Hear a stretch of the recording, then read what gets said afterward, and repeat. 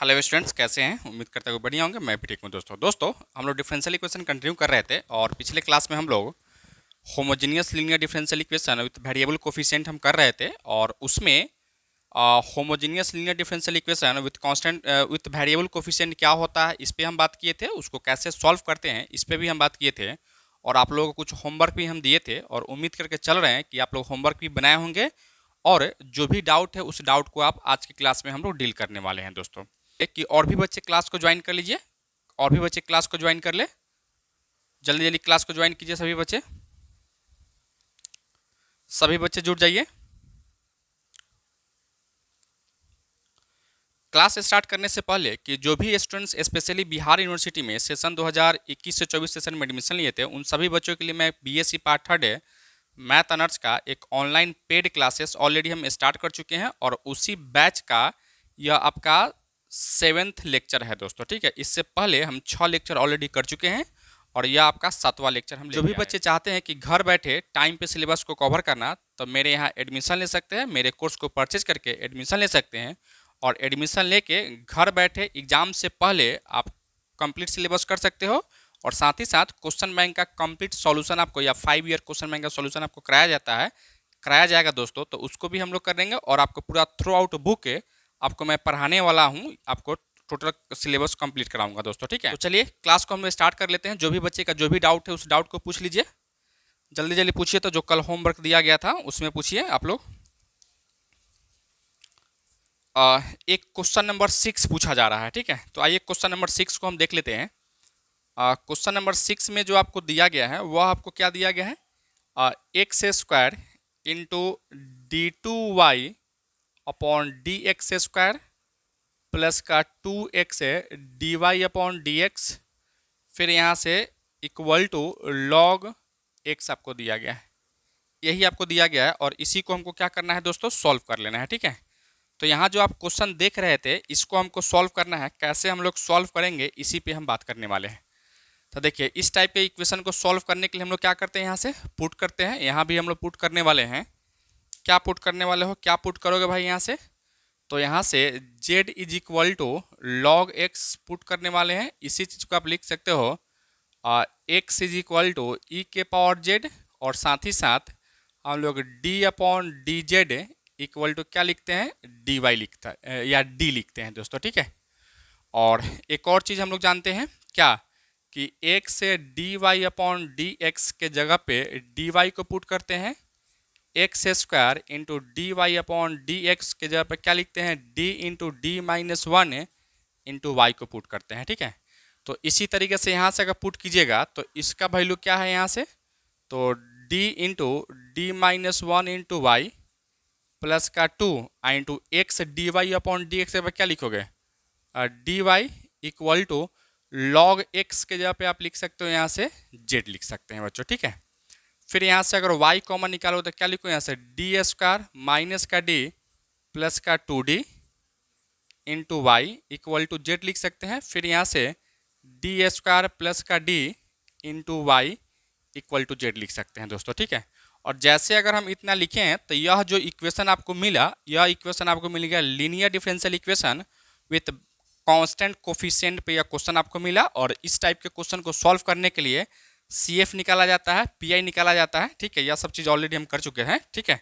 अगर आप पिछले लेक्चर को नहीं देखे हैं, 6 लेक्चर तक आपको किया जा चुका है, यह 7वां लेक्चर है दोस्तों। तो अगर पिछले वाले 6 लेक्चर को अगर आप नहीं देखे हो तो सबसे पहले उस लेक्चर को जाकर देखिएगा, उसके बाद में इसको कंटिन्यू कीजिएगा मेरे भाई। ठीक है, क्या लिखो यहाँ से, 4 कॉम्प्लीमेंट्री फंक्शन। कॉम्प्लीमेंट्री फंक्शन में क्या लिखेंगे भाई, यहाँ से ऑक्सिलरी इक्वेशन लिखना पड़ता है। ऑक्सिलरी इक्वेशन आपको लिखना पड़ता है और ऑक्सिलरी इक्वेशन कैसे लिखते हो, एम स्क्वायर प्लस का m इक्वल टू 0, यानी m को बाहर निकालोगे तो m प्लस 1 इक्वल टू 0, यानी m इक्वल टू क्या लिखोगे यहाँ से 0 कॉमा माइनस का 1 मिलेगा। ठीक है, तो इसका जब CF आप लिखिएगा तो क्या लिखोगे यहाँ से, CF हम लिखते हैं C1 e के power 0 into z plus C2 e के पावर माइनस 1 इंटू जेड, अर्थात क्या लिखोगे यहाँ से C1 आप प्लस C2 e के पावर माइनस जेड। यही इसका क्या मिला दोस्तों, तो CF मिल गया। CF हम इसी तरह से या कहें इतना ही हम CF निकालेंगे मेरे भाई। ठीक है, अब हम क्या करने वाले हैं, अब हमें पार्टिकुलर इंटीग्रल की बात करेंगे, यानी पार्टिकुलर इंटीग्रल निकालने वाले हैं। तो आइए अब यहाँ से हम लोग पार्टिकुलर इंटीग्रल निकालने वाले हैं। ठीक है, पार्टिकुलर इंटीग्रल क्या लिखोगे यहाँ से, P I equal to 1/f(d) into, यहाँ से इक्वल टू में जो दिया रहता है वही लिखते हैं। क्या है इक्वल टू में, यहाँ से जेड है तो जेड लिखिएगा, फिर यहाँ से 1/d² प्लस का डी इंटू जेड आपको दिया गया है, यही दिया गया है ना। अब देखिए यह अलजेब्रिक है, जेड क्या है, एक्स जेड क्या है, अलजेब्रिक है। तो अलजेब्रिक है तो इसको एक्सपेंशन पे हम लेके जाने वाले हैं, अर्थात इसको क्या लिखोगे, यहाँ से 1/d को कॉमन निकालिए, क्या लिखोगे 1 प्लस का डी इंटू जेड लिख सकते हैं। फिर यहाँ से 1/d इंटू इसको ऊपर लेके जाओ तो क्या लिखोगे 1 प्लस डी का होल पावर -1 इंटू जेड, अर्थात यहाँ से लिखोगे 1/d इंटू 1 माइनस का डी प्लस का d² माइनस का dot dot dot into Z लिख सकते हैं। फिर यहाँ से 1/d इंटू जेड में 1 से गुना किया तो क्या होगा, यहाँ से जेड हो जाएगा, और फिर यहाँ से डी जेड लिख सकते हैं ना, डी जेड प्लस का d² जेड माइनस का डॉट डॉट डॉट। फिर यहाँ से 1/d into Z minus Z का डिफ्रेंसिएशन जेड के रिस्पेक्ट में 1 हो जाएगा, तो यहाँ से 1 और प्लस बाकी जो भी टर्म होगा ना, एक बार डिफ्रेंसिएशन कीजिएगा तो 1 होगा, एक बार और कीजिएगा क्योंकि यहाँ d2 दिया गया है, तो एक बार और करोगे तो क्या होगा 1 कांस्टेंट हो जाएगा, उसका डिफ्रेंसिएशन 0 होगा। तब आने वाला टाइम में जो भी होगा सबका डिफ्रेंसिएशन क्या लिखोगे, यहाँ से 0 लिखोगे। फिर यहाँ से 1/d का मतलब क्या, इंटीग्रेशन होता है। ठीक है, तो integration of Z -1 into D Z लिखेंगे, क्या लिखो यहाँ से z²/2 माइनस का जेड, यही इसका क्या मिला दोस्तों, पी आई आपको मिल गया है। अब जैसे अगर पी आई आपको मिला और सी एफ भी अगर मिल गया है तो फिर हम लोग क्या करेंगे, यहाँ से कंप्लीट सॉल्यूशन लिखने वाले हैं। तो यहाँ से लिखिए हेन से द कंप्लीट सॉल्यूशन क्या होगा, यहाँ से y equal to C F plus का P I. Y equal to C F का वैल्यू देख लीजिए क्या है, C1 प्लस का C2 e के पावर माइनस का जेड प्लस पी आई क्या है z² माइनस का जेड है। अब देखिए यही तो आपके अकॉर्डिंग तो यही आंसर होना चाहिए था, लेकिन आपको आंसर यह इसलिए नहीं होगा क्योंकि क्वेश्चन आपको y और x में दिया गया था, मेरा क्या आया तो y और z में आ गया। तो z तो यहाँ जो सब्स्टिट्यूट किए थे, जो भी चीज़ जब हम सब्स्टिट्यूट करते हैं ना, या अपना से जो भी चीज़ हम करते हैं लास्ट में क्या करते हैं उस चीज़ को हम भगाते भी हैं। ठीक है, और कैसे भगाएंगे, तो जहाँ भी पुट किए होंगे वहीं से क्या करेंगे, उसको एलिमिनेट करेंगे भाई। ठीक है, तो आप इसको अगर एलिमिनेट करोगे तो क्या लिखोगे, यहाँ से देखना थोड़ा सा इसको ऐसे भी लिख सकते हो क्या, यहाँ से y equal to C1 plus का C2 अब बट्टा में इसको e के पावर जेड, फिर यहाँ से z² माइनस का जेड, फिर यहाँ से y equal to C1 plus C2 e के पावर जेड का वैल्यू देख लीजिए क्या है, x है तो x लिख लीजिए यहाँ से, फिर +1/2 जेड का वैल्यू क्या है यहाँ से तो log x है, तो आप यहाँ से log x का स्क्वायर लिख सकते हैं, अब माइनस का क्या लिखोगे log x लिख सकते हो दोस्तों। ठीक है, तो अब यह जो रिलेशन हमको मिला यह x और किस में मिला आपको, तो x और y में मिला, यही इसका क्या होने वाला था, आंसर होने वाला था। और नहीं तो ज़्यादा से ज़्यादा करता था क्या करता, दोनों में log x को कॉमन निकाल लेता, तो आपका यही क्या होगा रिक्वायर्ड आंसर हो जाएगा। और इसी तरह से आपको क्या करना है, क्वेश्चन को बना लेना है और बनाना है मेरे भाई। ठीक है, किसी को कोई दिक्कत है, किसी को भी, एनीवन, रोहित जी, किसी को, आदित्य कुमार, नहीं ना, चलिए आप इसको नोट डाउन कीजिए। इसके बाद में हम आते हैं एक और क्वेश्चन को देखते हैं, या कहें जो भी डाउट है उसको पूछिए। तो नेक्स्ट क्वेश्चन क्या है आप लोगों का, और नेक्स्ट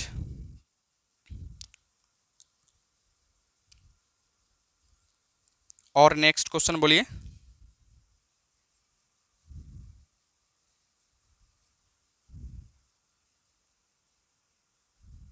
अब नहीं है, चलिए एक और क्वेश्चन को देखते हैं। क्वेश्चन नंबर यह आपका दिया गया है, क्वेश्चन नंबर हम देख लेते हैं क्या नेक्स्ट में क्वेश्चन में, बोलिए जो भी आपका डाउट है उसको बोलिए। लिख चुके थे ना आप लोग इसको,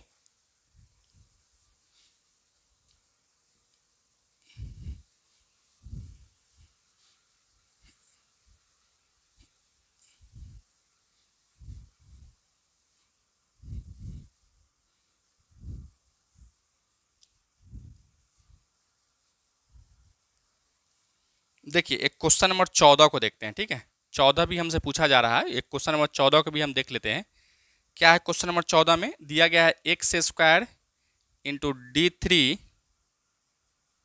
माइनस का 4x डी स्क्वायर और यहाँ से प्लस का 6D whole into Y equal to 4 आपको दिया गया है, ठीक है। यही आपको दिया गया है और इसमें थोड़ा सा आपको दिमाग दौड़ा लेना है कि इसमें आपको क्या दिया गया है क्या नहीं दिया गया है, यही आपको क्या करना है देख लेना है मेरे भाई, ठीक है। तो सबसे पहले इसको अगर थोड़ा सा अगर आप तोड़िएगा तो क्या लिखोगे, यहाँ से देखो x square into D3y upon DX³ minus का 4x into D2y upon DX² plus का 6 इंटू क्या लिखोगे यहाँ से DY upon DX equal to 4 लिख सकते हैं। फिर यहाँ से हम देख रहे हैं दोस्त कि यहाँ एक्स स्क्वायर है, यहाँ क्यूब है, तो यहाँ तो एक्स स्क्वायर ही होना चाहिए था। अगर एक्स स्क्वायर होगा तब ना आपका homogeneous linear differential equation with variable coefficient कहलाएगा। तो यहाँ तो एगो एक्स कम है, तो हम क्या करते हैं दोनों तरफ एक्स से गुना कर सकते हैं, ठीक है। तो दोनों तरफ अगर एक्स से गुना करोगे तो क्या लिखोगे यहाँ से x³ इंटू D3y बट्टा में DX³ माइनस का 4x square D2y upon DX² plus का 6x, ठीक है, into DY upon DX is equal to 4x लिख सकते हो बच्चों। अब यहाँ से क्या कीजिए, अब इसको आगे बढ़ाइएगा तो अब यहाँ से आप पुट कर सकते हो। पुट क्या पुट करते हैं भाई, तो हमेशा हम पुट करते हैं z is equal to log x, अर्थात इसी चीज़ को हम क्या लिखते हैं यहाँ से x is equal to E के पावर z और क्या लिखोगे यहाँ से d upon dz equal to हम लोग d लिखा करते हैं, ठीक है। और इसके लिए तो हम लोग पुट करबे करते हैं, क्या पुट करते हैं यहाँ से x dy अपॉन dx के जगह पे हम लिखते हैं dy, फिर यहाँ से x square D2y upon dx square जगह पे क्या लिखते हो यहाँ से d into D minus 1 into Y, फिर यहाँ से अगर x³ भी है तो यहाँ से D3y upon DX³ equal to d into D minus 1 into D minus 2 into Y लिखा करते हैं दोस्तों, ठीक है। तो यह तीनों का वैल्यू यहाँ से रखेंगे, क्या लिखोगे भाई आप यहाँ से देखना लिख सकते हो d into D minus 1 into D minus 2 into Y minus का 4 इंटू इसके जगह पर क्या लिखोगे d into D minus 1 into Y plus का 6 इंटू इसके जगह पर क्या लिखेंगे dy इक्वल टू 4x लिखेंगे बच्चों, ठीक है। फिर इसमें सब में से y को बाहर निकालिए, तो y को बाहर निकालेंगे तो क्या लिखो d minus 1 into D minus का 2 माइनस का 4d इंटू D माइनस का 1 प्लस का 6d whole into y equal to क्या लिखेंगे यहाँ से 4x है तो 4x लिखने वाले हैं। फिर इसको तुम जैसे आगे बढ़ाओगे इसको थोड़ा सा गुना कर लो, क्या होगा गुना करके, तो गुना करो तो क्या लिखो यहाँ से d को रहने दो, यहाँ से d स्क्वायर माइनस का 3d प्लस का 2 लिख सकते हैं। फिर यहाँ से माइनस का 4d स्क्वायर प्लस का 4d प्लस का 6 होल इंटू क्या लिखेंगे आप यहाँ से, तो y इक्वल टू 4x लिख सकते हो। d छूट गया था, ठीक है, यहाँ से क्या होगा 6d होने वाला था। फिर क्या लिखो यहाँ से d³ माइनस का 3d स्क्वायर प्लस का 2d और यहाँ से क्या लिखोगे माइनस का 4d स्क्वायर और 6 4 10d, ठीक है, इंटू y इक्वल टू क्या लिखेंगे यहाँ से 4e के पावर z लिखने वाले हैं, बिल्कुल आप यही लिखोगे, ठीक है। अच्छा फिर हम लोग यहाँ से क्या करने वाले हैं देखिएगा, क्या इसको d³ माइनस इसको क्या लिखोगे आप यहाँ से 4 3 7 हो जाता ना, तो 7d स्क्वायर प्लस 10 2 12d हो जाता, ठीक है, equal into Y equal to क्या लिखेंगे 4e के पावर z लिखोगे। अब यहाँ से आइए 4 हम लोग आते हैं 4c कम्प्लीमेंट्री फंक्शन के लिए आते हैं, ठीक है। तो कम्प्लीमेंट्री फंक्शन के लिए क्या लिखना पड़ता है, तो ऑक्सिलरी इक्वेशन लिखना पड़ता है।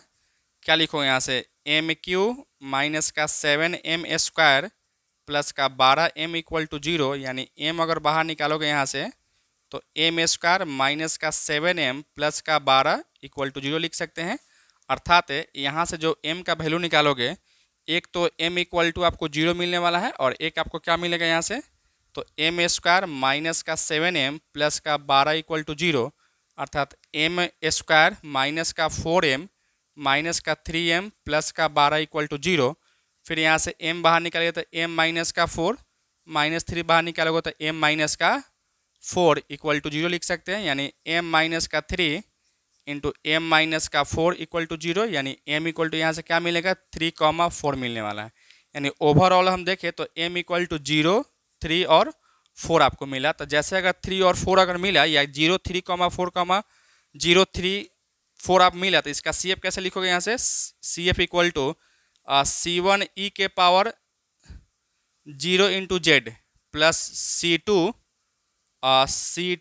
e के power 3z plus C3 e के पावर क्या लिखोगे यहाँ से तो e के पावर आप लिख सकते हो 4z, अर्थात हम इसको कहें तो इसको लिख सकते हैं CF equal to C1 plus C2 e के पावर 3z प्लस का C3 e के पावर 4z।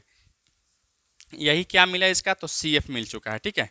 और जैसे अगर यह CF अगर मिला तो फिर अब हम लोग क्या करने वाले हैं PI निकालने वाले हैं, यानी पार्टिकुलर इंटीग्रल निकालने वाले हैं। तो आइए यहाँ से अगर हम पार्टिकुलर इंटीग्रल अगर निकालें फॉर पार्टिकुलर इंटीग्रल, ठीक है, पार्टिकुलर इंटीग्रल अगर निकालते हैं तो पार्टिकुलर इंटीग्रल कैसे निकालते हो आप, तो पार्टिकुलर इंटीग्रल हम लोग निकालते हैं इस तरीके से PI equal to 1/f(d) into equal to के उस पर जो दिया रहता है उसको तो क्या दिया गया है यहाँ से 4e के पावर z है, ठीक है, 4e के पावर z है। क्या लिखोगे आप यहाँ से 1/f(d) का वैल्यू यही है, ठीक है, क्या है यहाँ से तो dq माइनस का 7 d²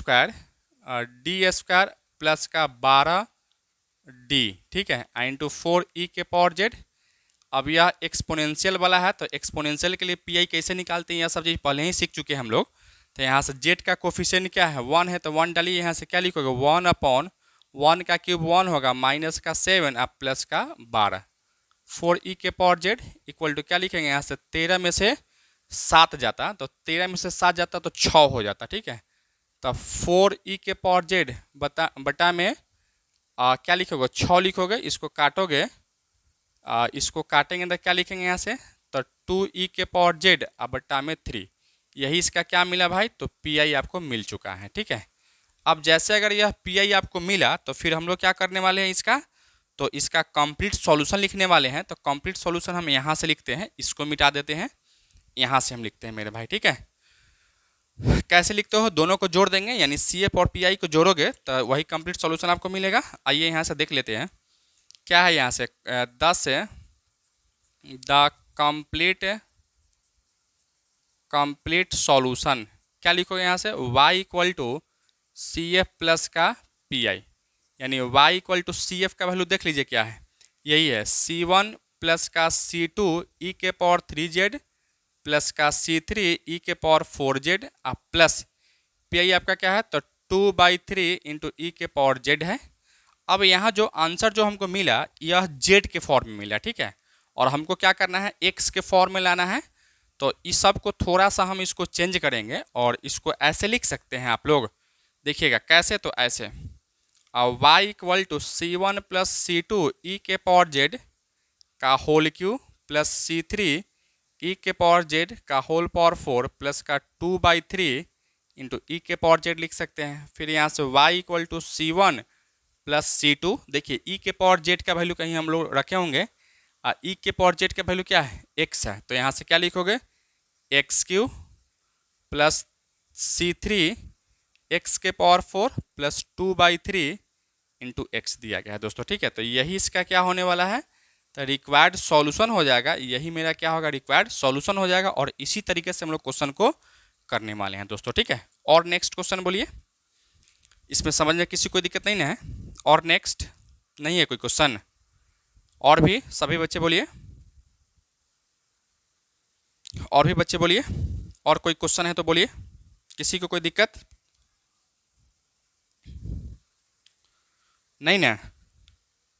तो अगर कोई क्वेश्चन नहीं है तो आपको होमवर्क जो दिया गया था क्वेश्चन नंबर 1 से लेकर 18 तक, उसमें 1 से 18 तक जो भी बच्चे अगर अभी तक नहीं बनाए होंगे तो आपके पास एक दिन का टाइम और अभी हम दे रहे हैं, ठीक है। 1 से लेकर 18 तक कंप्लीट कीजिए, तो फिर हम नेक्स्ट क्लास में हम लोग फिर आएंगे तो आपको टाइप नंबर 2 इसी का जो टाइप नंबर 2 है इस पे हम बातें करने वाले हैं दोस्तों, ठीक है। और तो आज की क्लास में इतना ही रखते हैं दोस्तों। जो भी स्टूडेंट्स बिहार यूनिवर्सिटी में सेशन 2021 से 24 सेशन में एडमिशन लिए होंगे और वे चाहते हैं कि घर बैठे टाइम पे BSc part third math honours का complete syllabus throughout book plus question bank अगर करना, तो उन सभी स्टूडेंट्स के लिए ही मैं एक BSc part third math honours का complete online paid classes start कर चुका हूं, जो कि आपको 22 सितंबर 2023 से ऑलरेडी स्टार्ट हो चुका है। तो जो भी बच्चे चाहते हैं एडमिशन लेके क्लास करना, तो यहाँ जो नंबर आपको दिखाई दे रहा है उस नंबर पे कॉल कर लीजिएगा या व्हाट्सएप मैसेज कर लीजिएगा। उसके थ्रू से एडमिशन के प्रोसेस को कंटिन्यू भी कर लेंगे और साथ ही साथ अप्लीकेशन पे आपका क्लास स्टार्ट भी हो जाएगा दोस्तों, ठीक है। और आप घर बैठे पूरा होल सिलेबस जो है ना टाइम पे कंप्लीट कर लेंगे दोस्तों। क्लास में इतना ही रखते हैं। Thank you so much for watching this